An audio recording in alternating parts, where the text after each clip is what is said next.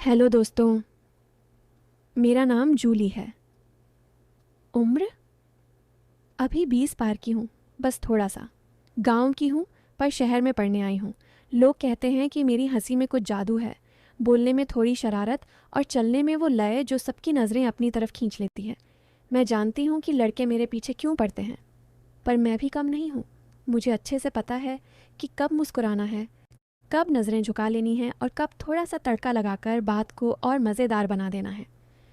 तो सुनो, ये कहानी मेरी और रोहन की है।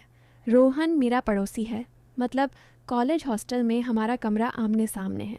वो इंजीनियरिंग करता है, लंबा तंदुरुस्त, बातें कम करता है, पर जब करता है तो दिल में उतर जाती हैं।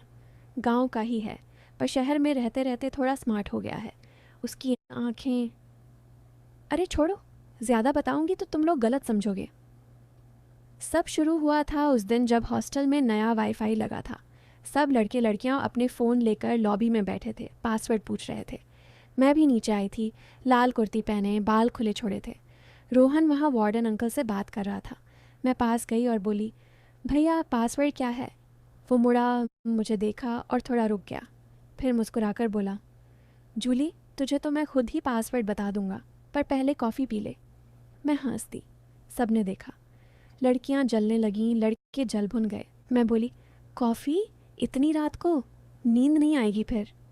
वो बोला, नींद तो वैसे भी नहीं आती जब पास में कोई इतना अच्छा कनेक्शन हो। अरे, तुम समझ गए ना क्या कहा उसने? मैंने भी तुरंत पलट कर कहा, कनेक्शन अच्छा है तो स्पीड भी तेज़ होनी चाहिए ना, वरना बफरिंग में मज़ा ख़राब हो जाता है। वो हंसा, मैं हंसी। बाकी सब सोचते रहे कि हम क्या बात कर रहे हैं। उस दिन से हमारी बातें शुरू हो गईं। रोज़ शाम को छत पर मिलते। हॉस्टल की छत बड़ी है, वहाँ कोई नहीं आता। हम दोनों बैठकर गांव की बातें करते। वो बताता कि उसके गांव में अभी भी बिजली कम आती है, लोग लालटेन जलाते हैं। मैं हंसकर कहती, अच्छा, तो तुम लालटेन की रोशनी में पढ़ाई करते होगे? कितना रोमांटिक लगता होगा। वो कहता, रोमांटिक? अरे मच्छर काटते हैं इतने कि रोमांस का सत्यानाश हो जाता है। फिर मैं थोड़ा पास सरक कर बैठती और कहती, यहाँ तो मच्छर नहीं है, सिर्फ अच्छी अच्छी हवाएं हैं, और थोड़ी सी गर्मी भी। वो मेरी तरफ देखता, मैं उसकी तरफ। बातें ऐसी होती कि सुनने वाला सोचे कि अब कुछ होने वाला है। मैं जानबूझकर कभी अपने दुपट्टे को ठीक करती, कभी बालों को पीछे करती, कभी उससे पूछती, रोहन, मेरी ये ईयररिंग्स कैसी लग रही हैं, पास से देखो ना। वो पास आता, देखता और कहता, बहुत अच्छी लग रही हैं, पर तेरी आंखों के आगे तो फीकी पड़ जाती हैं। मैं शर्माकर नज़रें नीचे कर लेती, पर अंदर से हंसती, क्योंकि मुझे पता था कि वो भी मज़ा ले रहा है इस खेल में। धीरे धीरे हमारी बातें गहरी होने लगीं। एक शाम हम छत पर थे। दूर शहर की लाइट्स दिख रही थीं। मैं बोली, रोहन, तुझे कभी लगता है कि हम यहाँ फंस गए हैं? गांव छोड़कर शहर आए, पर शहर ने हमें पकड़ लिया। वो चुप रहा थोड़ी देर, फिर बोला, मुझे तो लगता है कि मैं यहाँ तभी आया ताकि तुझसे मिल सकूं। मैं चौंक गई। ये बात उसने पहली बार इतनी सीधी कही थी। मैंने हल्के से कहा, अच्छा, तो अब क्या करोगे मिलकर? वो बोला, तेरे साथ वक़्त बिताऊंगा, जितना मिल सके। उसके बाद हम और करीब आ गए। अब हम साथ में कैंटीन जाते, साथ में लाइब्रेरी बैठते। लड़के पीछे पीछे कमेंट मारते, यार रोहन ने तो माल पटका लिया। मैं सुन लेती पर अनसुना कर देती। रोहन कभी गुस्सा हो जाता, पर मैं उसे रोक लेती। मैं जानती थी कि ये सब चलता रहता है, पर अंदर से मुझे अच्छा लगता था कि वो मेरे लिए किसी से लड़ सकता है। एक दिन हॉस्टल में त्योहार का मेला लगा था। सब लड़के लड़कियां नाच रहे थे, गाने बजा रहे थे। मैंने लहंगा पहना था, घूमता हुआ। रोहन मुझे दूर से देखता रहा।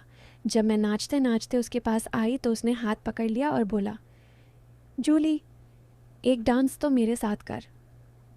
हम नाचे। सब तालियां बजा रहे थे। मैं उसके इतने करीब थी कि उसकी सांसें मेरे गाल पर लग रही थीं। मेरा दिल तेज़ धड़क रहा था। मैंने उसके कान में फुसफुसाकर कहा, रोहन, अगर इतना करीब रहोगे तो लोग क्या सोचेंगे? वो मुस्कुराया और बोला, सोचने दो, मुझे तो बस यही चाहिए। उस रात हम देर तक छत पर बैठे रहे। मैंने अपना सिर उसके कंधे पर रख दिया। वो मेरे बालों में उंगलियां फेर रहा था। मैंने आंखें बंद कर लीं। लगा कि अब जो होना है वो हो जाएगा, पर तभी उसने धीरे से कहा, जूली, मैं तुझे कभी दुख नहीं पहुंचाऊंगा। तू मेरे लिए बहुत ख़ास है। मैंने आंखें खोलीं और उसे देखा। उसकी आंखों में सिर्फ दर्द था, कोई नहीं।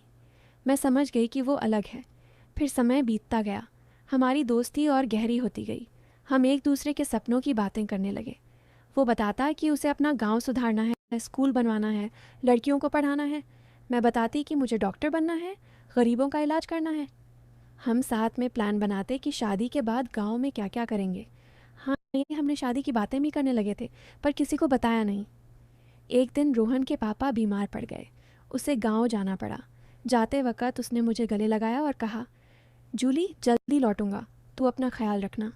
मैं रो पड़ी। वो गया तो हॉस्टल सूना सूना लगने लगा। मैं रोज़ उसका इंतज़ार करती।